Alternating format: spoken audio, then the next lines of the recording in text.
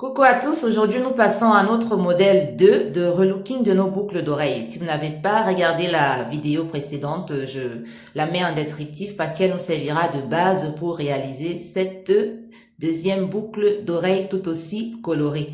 Alors je vous conseille tout simplement d'avoir votre crochet, votre pelote, ça commence tout de suite. Alors comme pour le modèle 1, nous commençons par faire un nœud au tout début de notre boucle d'oreille. Et nous allons faire un tour complet de mailles serrées.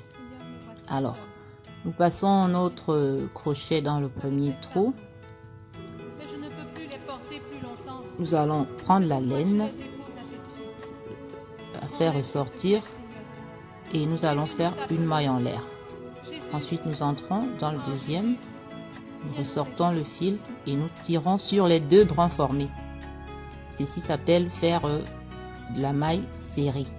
Alors nous allons faire cet exercice tout comme dans la première vidéo, tout autour de notre boucle d'oreille bleue.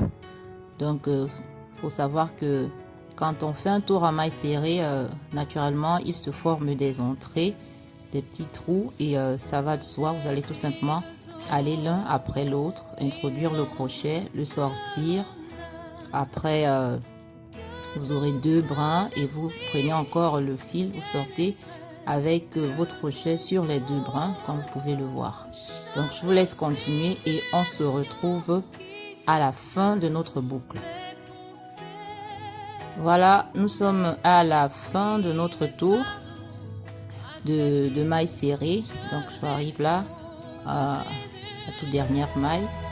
Vous pouvez voir déjà une belle boucle d'oreille, mais nous allons y ajouter quelques décoratifs en deuxième tour et nous y commençons tout de suite avec 3 mailles en l'air, 1, 2 et 3 mailles en l'air. Donc après ces 3 mailles, nous retournons notre travail tel que vous pouvez l'observer. Vous pouvez mettre votre du ralenti, donc vous entrez dans sous les 3 mailles, vous prenez le fil, vous tirez et vous faites passer également le fil sur le brin que vous aviez au début, de sorte qu'il vous reste un seul brin. Alors, continuez à faire des mailles coulées une, c'est-à-dire vous passez le fil sur le brin qui est juste devant et vous le ressortez directement. Ainsi, vous envoyez encore et vous ressortez le fil directement sur le brin que vous avez sur le crochet, de sorte qu'il vous reste toujours un brin. Après avoir fait cela 3 fois, vous refaites 3 mailles en l'air et vous envoyez le crochet sous les 3 mailles en l'air et vous le ressortez sur le brin que vous avez sur votre crochet, de sorte qu'il vous reste un brin. Ça s'appelle le point picot. Donc vous avancez en maille coulée une fois, prochain trou, une deuxième fois et le troisième. Voilà, dès que vous avez 3 mailles coulées ainsi, c'est pour créer un peu de l'espace. Alors vous faites une maille en l'air, 2 mailles en l'air, 3 mailles en l'air.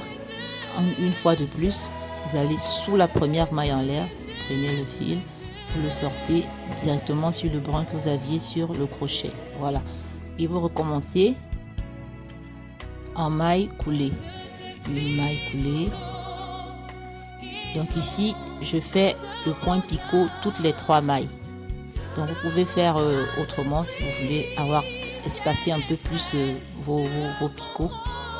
Ça dépend de tout un chacun. Donc là, je vais sur 3 mailles en l'air et j'envoie mon crochet sous cette maille. Et là, j'ai mon premier picot. Voilà, c'est facile. Faites le tour. Alors, je suis presque à la fin de mon deuxième tour en point picot. Je fais mes 3 dernières mailles. Voilà. Et je fais mon dernier picot. Très bien. Voilà, c'est vrai que vers la fin, ça devient un peu compliqué, mais bon, c'est gérable. Donc, après mon point picot, le tout dernier, je vais faire encore quelques mailles coulées pour arriver au bout de la boucle d'oreille et rejoindre le fil du départ qui nous avait servi à faire le premier nœud. Voilà, et je fais une maille en l'air et là je peux couper mon fil et tirer sur le brin laissé par la maille en l'air pour sceller mon travail.